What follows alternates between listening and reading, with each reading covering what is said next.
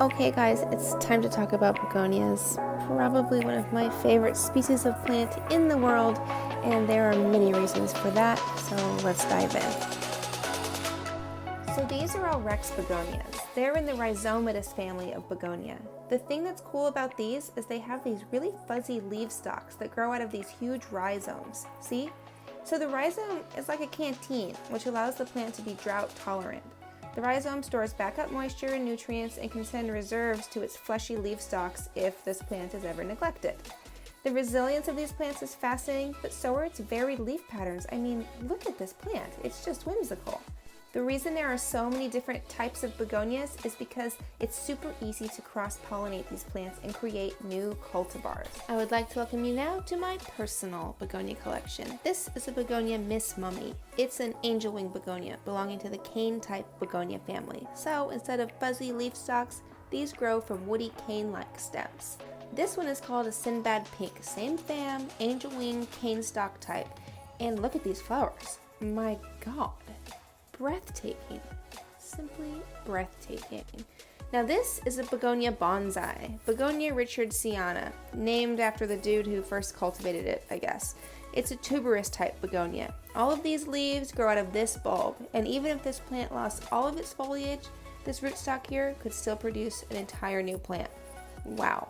Ah, and now this, the Begonia thurstonii. Not a common cultivar found these days. For whatever reason, this begonia fell out of fashion in the early 20th century, and this plant is actually born of a clipping from a dusty old plant found at an estate sale some 20 years ago. So I feel very lucky to own this specimen, and I'm happy to say we have a few more of these for sale at our Brooklyn shop, softopeningplantshop.com.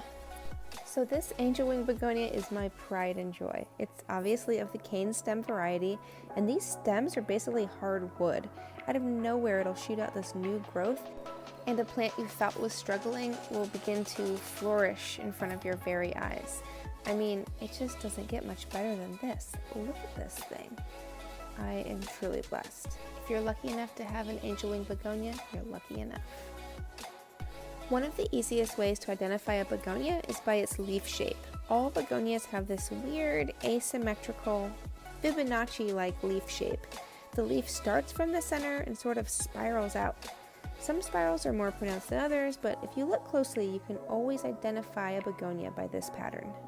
The brilliant thing about begonias is that each plant has both male and female flowers. This is a female flower. You can tell because it has 3 little bilobed stigma, the little yellow pollinator thingies, and underneath the flower is this dainty little ovary.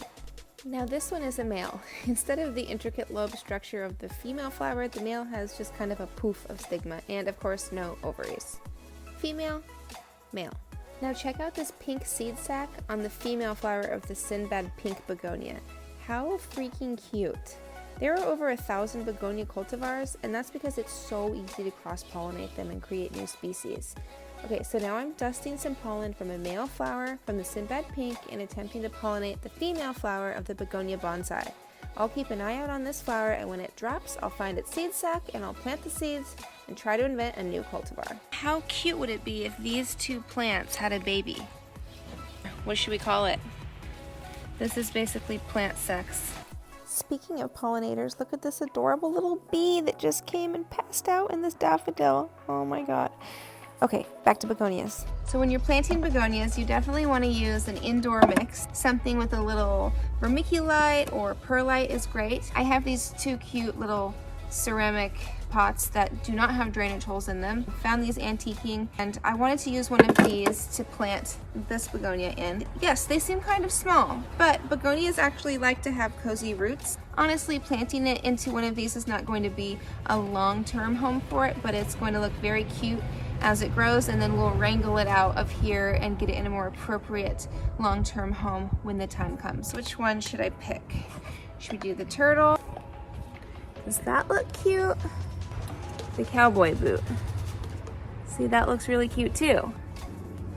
I don't know which one to choose. Okay, so I chose the boot. I'm not going to put any more soil in this. There's plenty of soil in here, and this plant is still relatively young, so there's plenty of room for it to stretch out. But I am going to just line the bottom of the boot with this vermiculite. And we'll just very delicately smush this plant into this boot. Oh my god. Did we just create the cutest thing ever? Oh my goodness. How cute is this? If you don't love begonias yet, what is wrong with you? Okay, I think I'm done talking about begonias for now. If this video convinced even one of you to convert and to join me in the Begonia-ssance, then my job here is done. All of these begonias here are for sale on our e-commerce website, that's leafpeep.com, and to join the Leaf Peep community, find us at www.leafpeep.us. The community is pretty cool. It's a place that you can share and ask questions and get advice on all things planty, and there's a few extra perks thrown in there as well. leafpeep.us, we'll see you there. Bye.